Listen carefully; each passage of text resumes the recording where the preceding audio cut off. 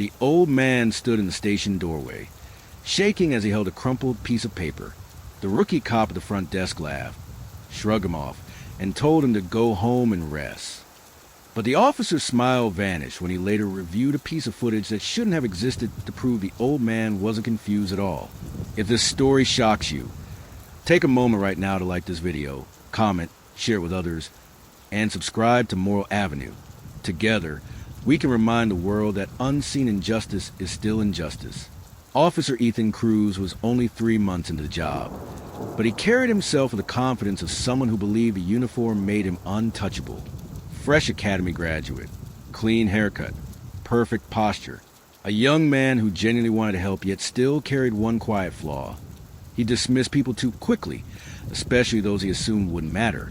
The station sat in a small working-class town. Most days were routine, noise complaints, petty arguments, nothing that demanded deep investigation. Ethan liked that. It made him feel efficient, productive, in control. Then one quiet Thursday afternoon, everything changed.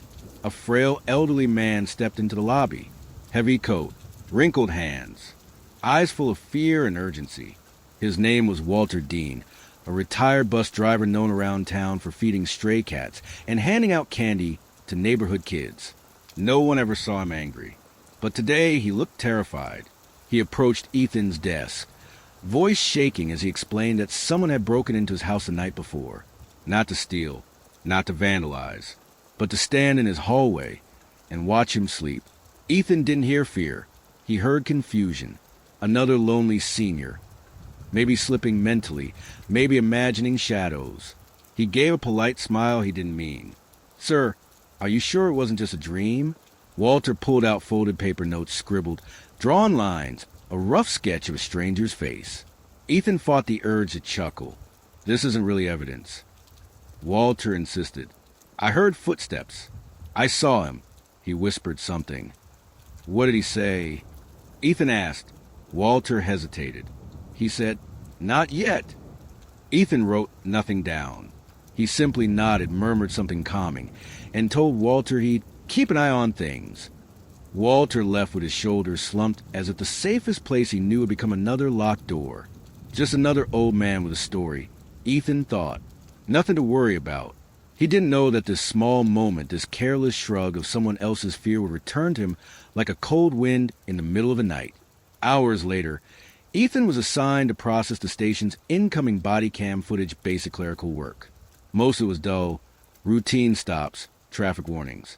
He scrubbed through the recordings, half listening to the chatter around the station. Then a notification appeared. New timestamp file auto-uploaded. 3:17 a.m. He clicked it without thinking. Static. A hallway. A single frame of darkness. Then another. Then something moved. Ethan leaned forward, confused. The footage was from a patrol unit camera, pointed toward the outside of a small house. A house Ethan recognized. Walter Dean's house. The timestamp matched the time Walter claimed someone had entered his home. Ethan frowned. Why is there footage of his place? No cars were dispatched there. He scrubbed forward. A shadow walked across the lawn, moving slowly, deliberately, as if knowing exactly where to step. Ethan froze. It wasn't Walter. It wasn't a neighbor. It was a man. Tall, hooded, wearing gloves, carrying something metallic that gleamed in the moonlight. The intruder walked straight to Walter's window, paused, and whispered something, caught faintly on the mic. Not yet. Ethan's stomach tightened. This wasn't imagination. This was real. He replayed it twice, breath shallow. The audio was faint, distorted, but chillingly clear. The man stood at Walter's window for almost 2 minutes, completely still, before slipping away into the darkness. Ethan closed his eyes. He'd laughed at him. He'd sent that terrified old man home alone. A surge of guilt rushed through him, sharp, embarrassing, painful. He grabbed his jacket and left the station, ignoring the eyes of his colleagues. He drove straight to Walter's house. Walter answered the door cautiously, peeking out until he recognized the uniform. This time he didn't smile. "Officer, did you forget something?" Ethan swallowed hard. "Mr. Dean, I need to talk to you." The old man led him inside a small home filled with framed photos of a wife long past, a daughter who visited often, grandchildren with bright smiles. Everything is neat. Everything is loved. Ethan sat across from him and took a breath. You weren't imagining things, he admitted. I found footage. Someone was outside your home last night. Walter's eyes filled with tears, not fear, but relief. I knew it. I knew he was real. Do you know who he might be? Ethan asked gently. Walter hesitated. Then he whispered a name Ethan didn't expect. My son. A silence fell between them. Ethan blinked, tried to understand. Your son? The intruder is family. Walter clenched his hands. He's not well. He struggles with addiction. He's lost, angry and unpredictable. I've tried to help him, but he only comes when he needs money or when he's desperate. Why didn't you tell me that earlier? Because I knew what people would say, Walter murmured. That he's dangerous, that he should be locked up, but he's still my boy. Ethan felt sympathy, but he also sensed something unspoken, something Walter was hiding behind his sorrow. Did he threaten you? Ethan asked. Walter looked at the floor. Not yet. The same words, the same chilling tone. Ethan felt a knot in his chest. Mr. Dean, something isn't right, he said. Not yet outside your window. What does that mean? Walter's voice cracked. It means he wasn't here to take money. He was looking for something else. He pointed to a locked drawer in his living room. Ethan followed him there.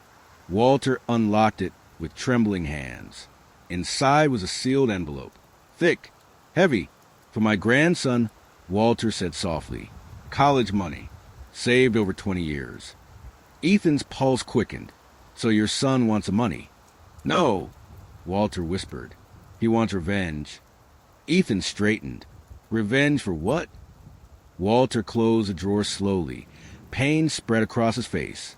For choosing not to bail him out the last time he was arrested. He said I cared more about my savings than about him. A cold realization hit Ethan. The intruder wasn't just watching. He was planning, and he'd be back. Ethan insisted on staying to watch the house overnight. Walter resisted at first, worrying about causing trouble, but Ethan wouldn't take no for an answer. He'd failed this man once. He wasn't going to do it again.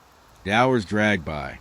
Midnight, 1 a.m., 2 a.m., nothing but the hum of the refrigerator and the tick of an old wall clock. But at exactly 3:13 a.m., the front gate creaked. Ethan's hand hovered over his radio. He leaned to the window. A figure moved by the fence. Hooded, slow, intent. Walter's son. Only this time, he wasn't alone. Another man stood behind him. Taller, broad-shouldered.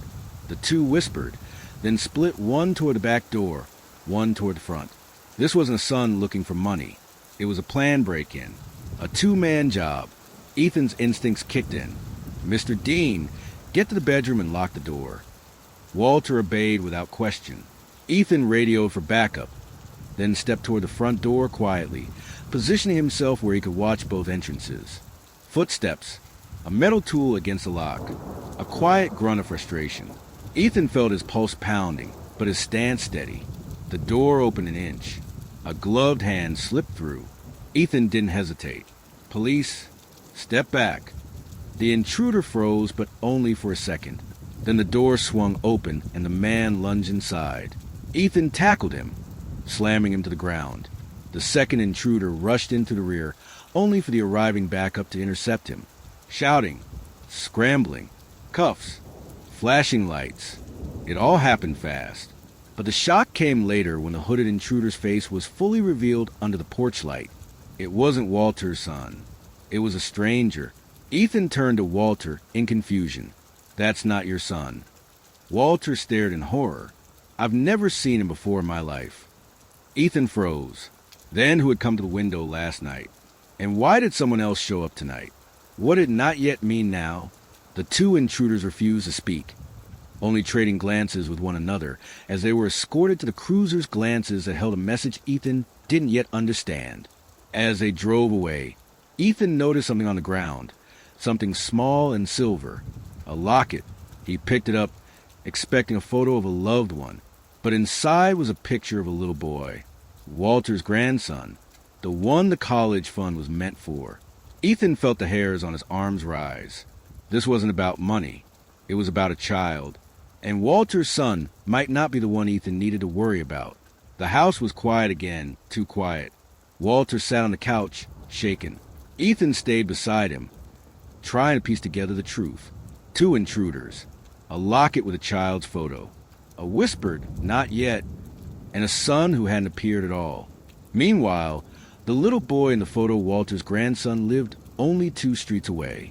Ethan felt a cold realization settle in. "What if tonight wasn't the real plan?" he whispered. Walter looked up, fear returning to his eyes. "What do you mean?" Ethan stood, checking the windows, scanning the street. What if the first man, the one at your window, wasn't working with these 2?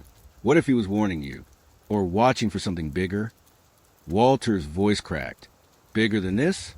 Ethan didn't answer, because at that moment, something happened outside. A single car slowly rolled down the street. Lights off, windows tinted, moving deliberately, as if someone inside was searching for a specific house. Not Walter's, a different one. Ethan lifted the locket again, heart dropping. The car was headed toward the home of Walter's daughter, where the little boy lived. The locket snapped shut in his hand. "This isn't over," Ethan whispered. "Not even close." He grabbed his radio and ran for the door. Walter followed him to the porch, voice trembling. "Officer, what's happening? What do they want with my grandson?" Ethan didn't turn back, because the answer was something he couldn't say out loud. "Not yet. To be continued." Moral: sometimes the people we dismiss are carrying the truth we need most. If this story shook you, make sure to subscribe and click the bell to Moral Avenue, where we uncover the truth behind everyday moments that change lives. Please take a moment to like this video, share it with friends, subscribe to Moral Avenue, and leave a comment below. Your support helps us continue spreading stories that inspire and heal. Before we end, I have one special request. Comment below what you would have done if you were the officer at this moment. Thank you for watching Moral Avenue.